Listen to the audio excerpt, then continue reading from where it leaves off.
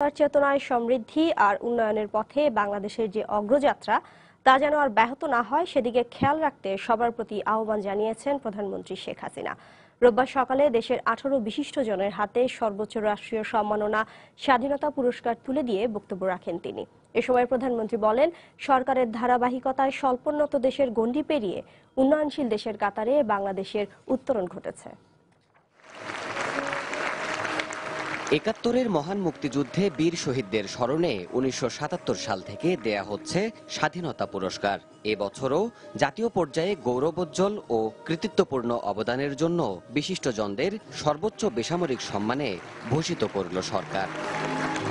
রোববার সকালে রাজধানীর ওসমানী স্মৃতি মিলনায়তনে সমাজের বিভিন্ন ক্ষেত্রে নিজ নিজ কর্মগুণে প্রতিষ্ঠিত 18 বিশিষ্টজনের হাতে স্বাধীনতা পুরস্কার তুলে দেন প্রধানমন্ত্রী শেখ হাসিনা। অনুষ্ঠানে বক্তব্য রাখেন প্রধানমন্ত্রী। তিনি বলেন, মুক্তিযুদ্ধের চেতনায় আজকের বাংলাদেশের অগ্রগতির ধারা কোনো মতেই ব্যাহত হতে দেয়া যাবে না। আমি চাই যে আমাদের স্বাধীনতার চেতনা উদ্বুদ্ধ হয়ে মুক্তিযুদ্ধের প্রেরণা নিয়ে এই বাংলাদেশ যে এগিয়ে যাচ্ছে, এই যাত্রা যেন থেমে না যায়, এই যাত্রা যেন অব্যাহত থাকে।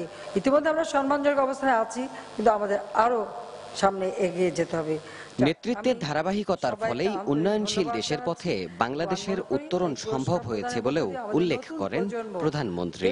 ৭৫-এর 15 আগস্টের ঘটনা ঘটার জন্যই কিন্তু বাংলাদেশ পিছিয়ে যায়।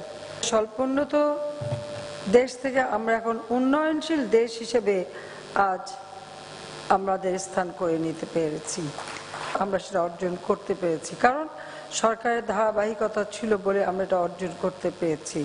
সীমিত সম্পদের সুষ্ঠু ব্যবহার নিশ্চিত করার মাধ্যমেই বিশ্ব দরবারে দেশকে আরও সম্মানের স্থানে অধিষ্ঠিত করতেই সরকার কাজ করছে বলেও উল্লেখ করেন প্রধানমন্ত্রী শেখ হাসিনা। দেবাশিস রায়, সময় সংবাদ, ঢাকা।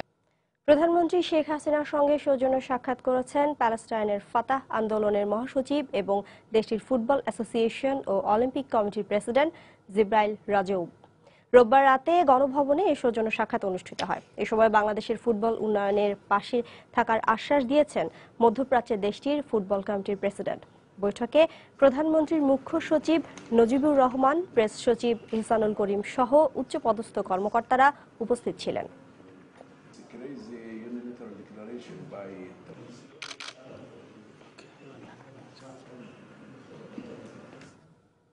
জিয়া অরফানেজ ট্রাস্ট দুর্নীতি মামলায় বেগম খালেদা জিয়ার সাজা বাড়াতে হাইকোর্টে আপিল করেছে দুদক। রোববার সকালে হাইকোর্টের সংশ্লিষ্ট শাখায় আপিল আবেদন জমা দেওয়া হয়। আগামী মঙ্গলবার আপিল শুনানির দিন ধার্যের জন্য বিচারপতি এম এনায়েতুর রহিম ও বিচারপতি শহীদুল করিমের সমন্বয়ে গঠিত বেঞ্চে উত্থাপন করা হবে। দুদকের আইনজীবী অ্যাডভোকেট খুরশিদ আলম খান জানান, জিয়া অরফানেজ ট্রাস্ট দুর্নীতি মামলায় বেগম জিয়া প্রধান আসামি হলেও তাকে 5 বছরের কারাদণ্ড দেওয়া হয়েছে, অথচ সহযোগী আসামিদের দেয়া হয়েছে 10 বছরের কারাদণ্ড, যা সঠিক হয়নি। অন্যদিকে বেগম জিয়ার আইনজীবীরা বলছেন, রাজনৈতিক কারণেই সাজা বাড়ানোর আবেদন করেছে দুদক। গত 8 ফেব্রুয়ারি জিয়া অরফানেজ ট্রাস্ট দুর্নীতি মামলায় বেগম জিয়াকে 5 বছরের কারাদণ্ড দেন বিচারিক আদালত। হাইকোর্ট বেগম জিয়াকে 4 মাসের জামিন দিলেও আপিল বিভাগের নির্দেশে তা স্থগিত রয়েছে। এই মামলার মূল আসামি বেগম খালেদা জিয়া, ওনাকে 5 বছর দিয়েছে, আর যারা সহযোগী অ্যাভেটেড ওনাদেরকে দিয়েছেন 10 বছর। ওনার যদি বিচারক যদি সবাই, মাননীয় বিচারক যদি সবাইকে 10 বছর দিত অথবা সবাইকে 5 বছর দিত, তাহলে সেটা আমরা অপর্যাপ্ত মনে করতাম না।